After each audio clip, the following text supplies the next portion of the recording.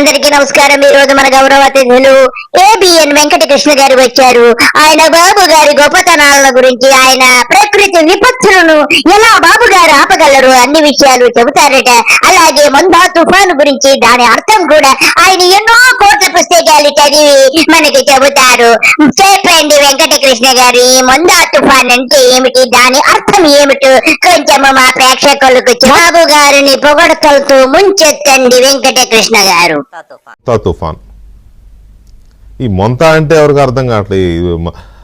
మనకు ముంత తెలుసు కానీ మొంత తెలియదు. వెంకటకృష్ణ గారు, మీరు ముంతలు బాగా తాగినట్టున్నారు. ముంతలు కళ్ళు తాగి ఉంటారు, అందుకే మీకు ముంతలు బాగా గుర్తొస్తుంది గాని ముంత అనేది తెలియడము లేదు. ఈ మొంత అనేది థాయిలాండ్ దేశం పెట్టిన పేరు. నిజానికి చాలా అందమైన పేరు. మంచి సువాసనలు వెదజల్లే పువ్వుని మొంత అంటారు థాయిలాండ్ భాషలో.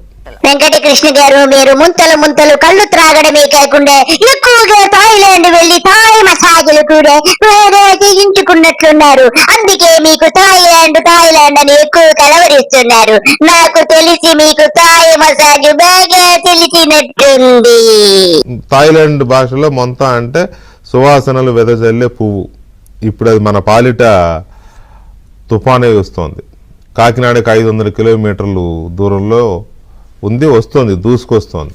వెంకటకృష్ణ గారు, ఎటువంటి తుఫానులైనా ఎదుర్కొనగల సత్తా అన్ని కలిగినటువంటి మా బాబు గారు ఉన్నారు. మీకెందుకు చింత, ఆయన చూసుకుంటారు. ఎటువంటి తుఫానులైనా చేతితో ఆపగల శక్తివంతుడని మీకు తెలియదా? ఇది కాస్త కూస్తో విశాఖపట్నాన్ని కుదిపేసిన హుదూద్ తుఫాన్ స్థాయిలో ఉంటుంది అని చెప్తున్నారు. వెంకటకృష్ణ గారు, బాబు గారు లగ్గమాయిత్యం మీకు తెలియదా? వారు ఎక్కడ కాలు పెట్టినా అక్కడ భస్మం అయిపోవలసింది. గతంలో కాలు పెట్టారు, హుదూద్ తుఫాన్ వచ్చింది. మొన్న కాలు పెట్టారు, అమరావతి మునిగిపోయింది. ఇప్పుడు మళ్ళా కాలు పెడుతున్నారు. ఈ యొక్క మందా తుఫాన్ వచ్చేసి రాష్ట్రాన్ని ముంచడానికి ఖాయముగా కనపడుతుంది. మరి ఆ వేగంతో వీచే గాలుల్ని, ఆ అలలని, ఆ వర్షాన్ని, నిలకడగా కురుస్తూనే ఉండే వర్షాలని, భారీ వర్షాలని, కొమ్మవృష్టిని, వీటిని తట్టుకుని నిలబడే, అన్నిటికీ మించి ఎన్నో తుఫానుల్లో సమర్థవంతంగా పనిచేసి ఒక రకంగా బయటికి చెప్పకపోయినా ఎక్కడ తుఫాను వచ్చినా చంద్రబాబును సలహాలు తీసుకునే వ్యక్తి. వెంకటకృష్ణ గారు, బాబు గారి గురించి ఎంత చెప్పినా తక్కువే. ఎటువంటి ఉపద్రవాలైనా కూడా తట్టుకోగల శక్తి కలిగిన వారు. వారి గురించి నాకంటే మీకే బాగా తెలుసు కదా. మీరు రోజు చిరుతల భజన చేస్తూ ఉంటారు కదా ఏబిఎన్ ఛానల్లో కూర్చొని. సిగ్గు లజ్జ ఉండాలా? ఇంకా నువ్వు ఏదో చెబుతున్నావు. ఆడిదే గొప్ప అంటున్నావు, కింద పడినా గొప్ప అంటున్నావు, పైన పడినా గొప్ప అంటున్నావు. అక్కడేమో హుదూద్ తుఫాన్ లాగా వచ్చేస్తుంది. మందా తుఫాన్ అంటే ఆ తుఫాన్ గురించి నిన్ను పొగడడం అవసరమా? సిగ్గు లజ్జ ఉందా నీకు? అసలు నువ్వు మంచి జన్మ, ఏ జన్మ అని చెప్పి యావత్ రాష్ట్ర ప్రజలందరూ అడుగుతున్నారు. వెంకట కిట్టు గారు, మీకు బాగా పిచ్చి బాగా ముదిరిపోయింది. నీకు రాధా కిట్టి గారికి బాగా ముదిరిపోయి కొవ్వెక్కి కొట్టుకుంటున్నారా అంటున్నారు. వీటితో పాటు ఆంధ్రప్రదేశ్ ప్రభుత్వం ఏం చేస్తోంది? అన్నిటికీ మించి ఎన్నో తుఫానుల్లో సమర్థవంతంగా పనిచేసి ఒక రకంగా బయటికి చెప్పకపోయినా ఎక్కడ తుఫాను వచ్చినా చంద్రబాబును సలహాలు తీసుకునే వ్యక్తి. అన్నిటికీ మించి ఎన్నో తుఫానుల్లో సమర్థవంతంగా పనిచేసి ఒక రకంగా బయటికి చెప్పకపోయినా ఎక్కడ తుఫాను వచ్చినా చంద్రబాబును సలహాలు తీసుకునే వ్యక్తి చంద్రబాబు నాయుడు.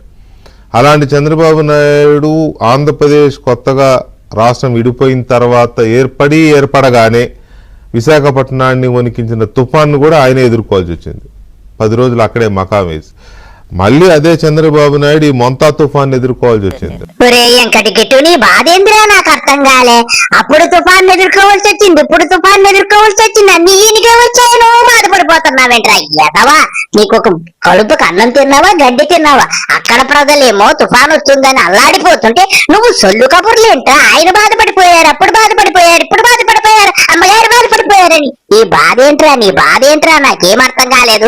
లేకపోతే నువ్వు రాత్రి తాగిన మందు దిగలేదా, నీకు పిచ్చెక్కి కొట్టుకుంటున్నావు అని చెప్పి యావత్ రాష్ట్ర ప్రజలందరూ అడుగుతున్నారు. వెంకటగట్టి గారు, నీకు పిచ్చి బాగా ముదిరిపోయిందని అందరికి అర్థమైంది. మీరు ఇలాగే కొనసాగించండి. ఇంకోటి ఎలాగుందంటే శవాల మీద పేలాలు ఏరుకుంటారు, బొగ్గులు కూడా ఏరుకునే రకాని అంటే నువ్వేరా?